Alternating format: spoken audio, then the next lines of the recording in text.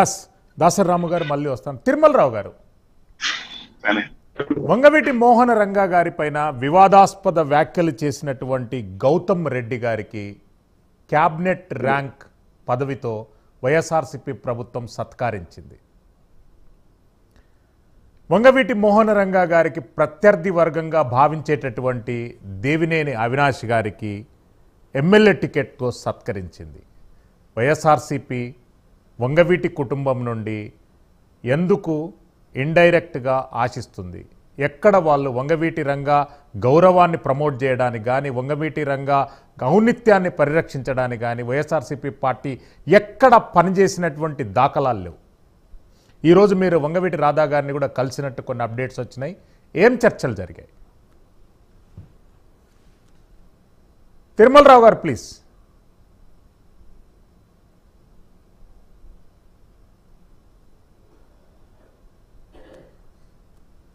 తిరుమలరావు గారు,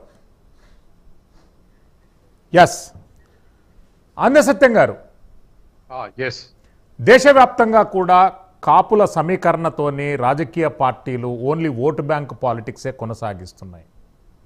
వాటికి రాజకీయంగా ఇన్కాష్ చేసుకోవడానికి ముందుకు రావడం లేదు.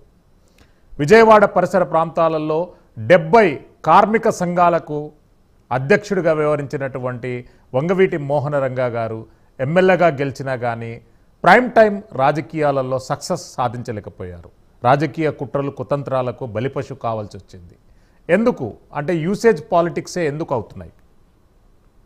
ఇది ఓవరాల్గా రాజకీయ చైతన్యంలో భాగంగా వ్యవహరించాలండి. ఇప్పుడు వంగవీటి మోహన్ రంగా మంచి అగ్రెసివ్ పాలిటిక్స్ నడిపాడు.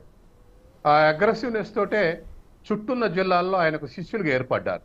ఒక్క కాపులే కాదు, మిగతా ఖమ్మం తెలంగాణ జిల్లాల్లో కూడా ఆయన అనుభవాల్లో ఉన్నటువంటి వాళ్ళు ఉన్నారు. ఎందుకు అలా ఉన్నారు అంటే మిగతా క్యాస్టులతోటి అగ్రెసివ్ స్ట్రగుల్ చేస్తున్నాడు మన తరపున అనేటువంటి ఫీలింగ్ ఉండటం వల్లే రంగా గారి ఫేవరెట్గా మారారు. రంగా గారు వస్తుండంటే ఖమ్మంలో కానీ నల్గొండలో కానీ 1,00,000 మంది సమీకరణటువంటి ఆనాటి రోజులు నేను చూశా. కాబట్టి అటువంటి రంగా అగ్రెసివ్గా తన ఉద్యమాలు నడిపిండు కానీ మిగతా కులాలను కూడగొట్టుకోవటంలో విఫలమైంది. ఇవాళ పేరుకు మన వాళ్ళే అంటారు కానీ వాస్తవానికి క్యాపిటలిస్ట్ క్లాసు అంటే ఇవాళ క్యాపిటల్ చేతులు పెట్టుకున్నటువంటి క్యాస్ట్లు ఉన్నాయి. ఆ క్యాస్ట్లు సహకరించవు. తర్వాత ఎవరైతే అగ్రెసివ్గా ముందుకు వస్తున్నారో వాళ్ళ మీద కాన్సన్ట్రేషన్ ఉంటుంది. వాళ్ళ రంగా మీద తెలుగుదేశం పార్టీ కాన్సన్ట్రేషన్ అంతా రంగా మీద ఎందుకుంది అంటే రంగా లీడర్గా ఎమర్జీ అవుతున్నాడు. దరిదాపు ఒక 5-6 జిల్లాల్లో ఆ పలుకుబడి విస్తరిస్తూ ఉంది. దాన్ని అరకట్టడానికే ప్రయత్నం చేశారు తప్ప ఎదగనివ్వడానికి ప్రయత్నం చేయలేదు. కాబట్టి రంగాని ఏ పార్టీ అధికారంలో ఉన్నా ఇతను ఎదిగితే కష్టం అనుకునే స్థితికి ఎదిగాడు. దాంతో రంగాని ఒంటరి చేయగలిగారు. కాబట్టి అతను కాపు లీడర్గా ఎమర్జీ అయ్యాడు తప్ప ఓవరాల్ లీడర్గా ఎమర్జీ కావడానికి మిగతా పార్టీలు సహకరించలేదు. అది జరిగినటువంటి లోపం. కాబట్టి ఇవాళ ఇటువంటి మళ్ళీ అదే కాపులు ఇంకొక పార్టీకి ఒకలో 2 నాయకులు పోయి మళ్ళీ వాళ్ళకు శిష్యులుగా తయారైతే కాపు సామాజిక తరగతి ఎదిగే అవకాశం లేదు. కాబట్టి వాళ్ళు ఉన్నటువంటి కాపు ఓటింగ్ రీత్యా అయినా లేదా ఆర్థిక దృష్టి రీత్యా అయినా లేదా బీసీలు అనేటువంటి అడ్వాంటేజ్ దృష్టి అయినా ఒక మంచి సమయం వచ్చింది అందరూ కలిసి రియాక్ట్ కావటానికి, ప్రెజర్ చేయటానికి, వాళ్ళ డిమాండ్ సాధించుకోవటానికి ఈ ఎన్నికలు ఒక అవకాశం. తర్వాత రెండోది కేవలం క్యాస్టే రిజల్ట్ నిర్ణయించలేవు. కాబట్టి ఇప్పుడు రేపు ఎన్డీఏ ఫ్రంట్లో జనసేన ఉన్న ఫ్రంట్లోనే బీజేపీ ఉంది. బీజేపీ రేపు వైసీపీ ప్రశ్నిస్తుంది, నువ్వు హోదా ఏమి ఇస్తామని. అట్లాగే విశాఖపట్నం ఫ్యాక్టరీని ఏం చేస్తామని అడుగుద్ది. కాబట్టి తనిచ్చే జవాబులు కూడా ఫ్రంట్ యొక్క రిజల్ట్ మీద ఆధారపడి ఉండేటువంటి అవకాశం ఉంది.